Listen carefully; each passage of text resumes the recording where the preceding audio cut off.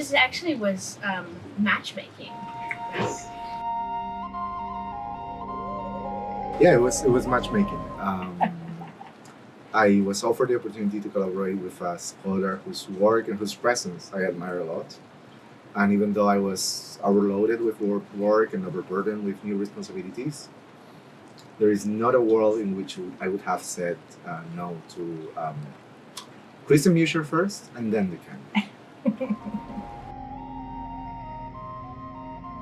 Concept of indigeneity worked out because in the kind of community that I'm interested in fostering, I was looking for other faculty on campus who were interested in questions of indigeneity that didn't necessarily have to do with North America. The project was presented to me as something on indigeneity. Every time I hear that from US-based scholars, what I picture is a conversation very much centered on Native American populations, communities, nations, and with the rare exception of a handful of scholars, of whom we have one on campus, Professor Christen Mucher, they rarely tend to see indigeneity across the US border. Right? And so I joined also enticed by the idea of adding the hemispheric component to their conversation on indigeneity. And yes, once we said, let's talk hemisphere, Christen said, well, let's talk world. And here we are. We're still talking. We're still talking.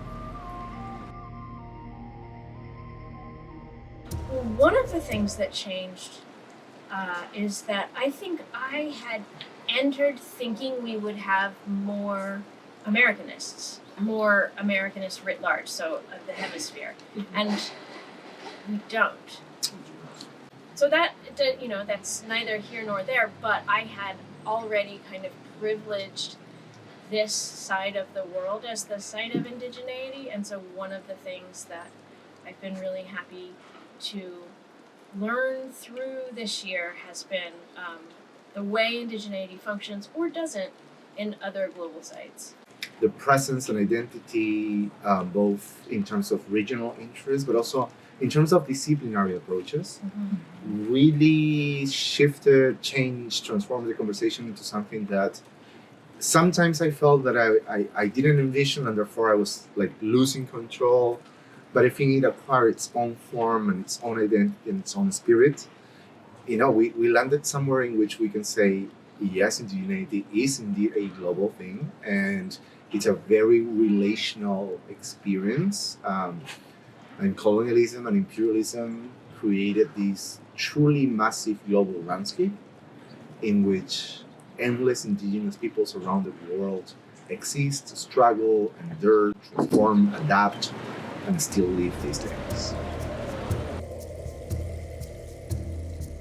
I was a Kahn fellow before in a project that had to operate primarily online, and I think I experienced a certain approach towards creating community that was more explicit and more intentional, and in many ways it worked. In some ways I don't think it delivered exactly what the organizers of that particular project were thinking.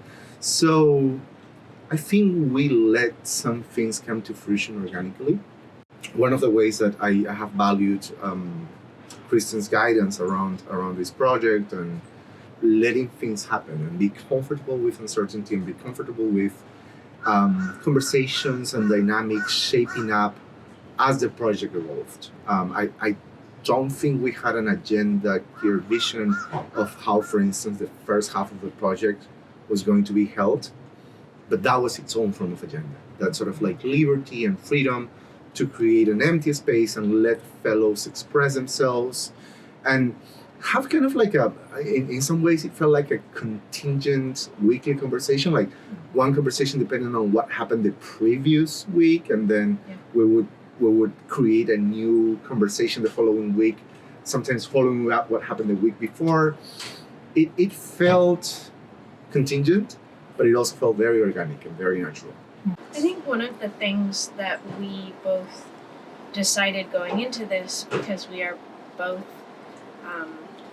doing a lot of other things, was that we wanted to take some of the heavy lifting away from the seminars. And I think before the pandemic, it made a lot of sense that there was rigid programming or just more explicit expectation, more explicit scheduling. And we wanted to be able to have this be more of a working group and more of, like you said, just an organic conversation space rather than something that we had pre-programmed. And so that was also deliberate on our part, which was to be very mindful of how much work we were asking fellows to do and how much work we were expecting of ourselves, because I find that too much work often takes away from the collaborative aspect of the project.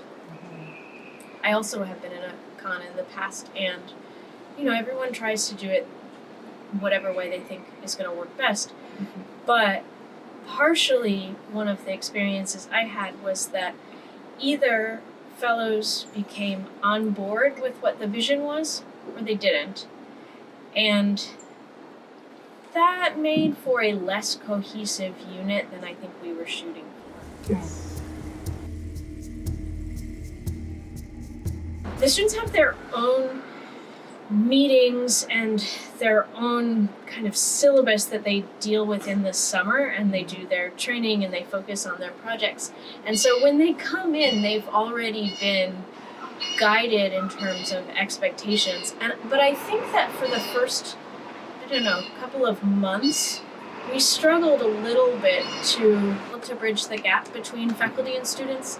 Partially, I think it's because the students hadn't learned to trust us yet. They hadn't learned to trust themselves. There was a lot of anxiety around saying the right thing or knowing enough or feeling as if they were going to be examined on the readings. And so they were less comfortable actually saying what they thought. And I think as we did more maybe informal mentoring with them, just conversations before or when we were having dinner, I think that started to thaw, and I feel like they're pretty well integrated now. Absolutely. Yes, the transition for students is always difficult. It's how to convey to students that they're not students. Right? They are fellows. And that while this looks like a classroom and feels like a classroom, and it's plagued with faculty members, not just from Smith College, but also other 5 college institutions, it is not a classroom. It's an incubator. It's a Kahn Institute. I think they're warm up, and there are scholars. They were scholars before they joined this program, but they really feel and act and think like fellow faculty now. What was it like being in the room of mostly faculty with just a few other students? Intimidating. I think none of us really spoke for the first few weeks. But eventually, we figured out that we can do the reading and we can understand things and we can have a voice. And I think the faculty appreciated us. We had a really fantastic evening of performance and instruction from some visiting Quechua artists and scholars, and that I think was it was remarkable in that the poetry and the language and the textile work was all very absorbing and very instructive, but I think also it touched a lot of people in our group to remind them of the real importance and lived experiences of some of the cultural aspects that we had been talking about more in the abstract. I think the other moment I'll mention is the presentation of our books. The Kahn Institute organized very kindly a book celebration for both Christen's and my own recently published book. And so we held a celebration which, felt like a presentation, but also it felt like this precise opportunity for being emotional about the creation of a book. No obligation of sharing what the argument was or what the structure of the book is or what the major points that I make should read as, but rather sort of many ways in which communities, not the ones that I study, but the ones that nourish me, participated in the making of this book, and how both Smith and the Kahn have also been part of that community. I think that the fellows have allowed themselves to be vulnerable with each other, and I think that also helped us in terms of the way that we went about talking about our books at the event. Absolutely. And I think it felt really like a really supportive space. Indeed.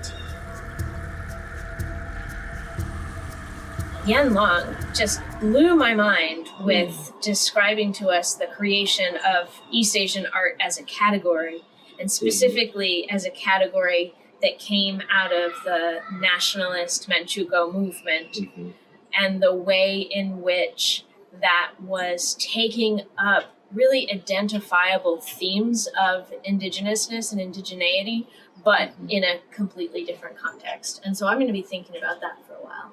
Nora Sullivan's presentation, one of our fellow students, how do you say that? Student fellow. It's such a good symbol of the kind of scholarly critical thinking that we foster at Smith College, of seeing a student presenting both an argument and a counter argument around a really, really critical issue and topic, such as the place of indigeneity in the Palestinian-Israeli conflict.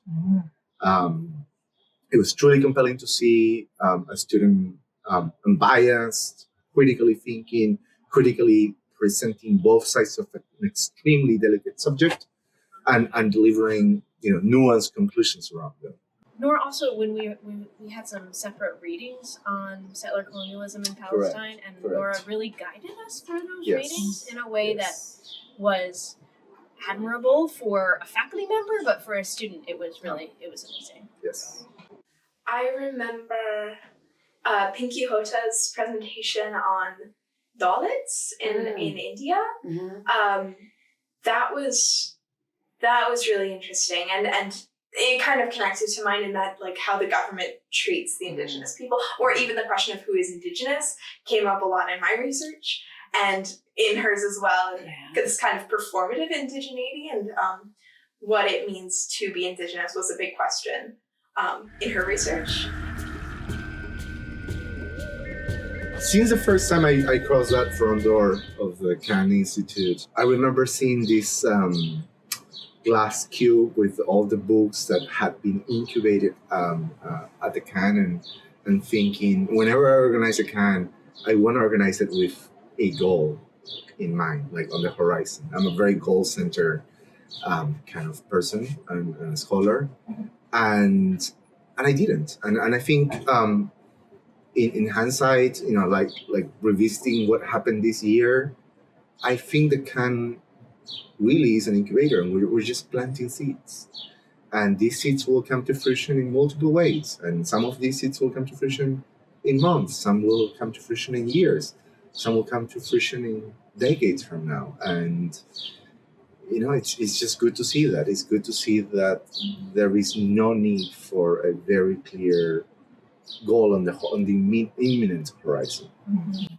More than one person said something like, "Oh, well, I hadn't planned on writing this, but now I think maybe I'll go back to it." Something to that effect, which was about a project that they had not been thinking about as their Kahn project, but as something related that they were able to think about more capaciously, I think, in this space.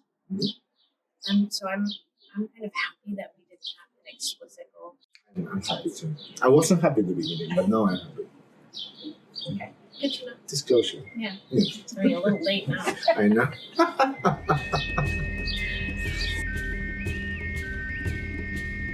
I think we're living in a moment in which a very orthodox, very fundamentalist version of identity politics seem to be taking over some conversations that have to be critical, that particularly in university or college environments, have to remain really open to a multiplicity of adequately informed views that critically come to the table and are able to have a conversation from a multiplicity of positionalities. So, particularly for student fellows, I want them to take away that you don't have to be indigenous to talk about indigeneity, right? That as an indigenous person approaching indigeneity questions, there's certain epistemological contribution that you're going to make. You can also be a white person, you could be a black person. All of these epistemologies are valid to really nourish that sort of like multi-centric conversations that we need to advance in the discussion of a topic such as indigeneity. So I hope all fellows take that out with them.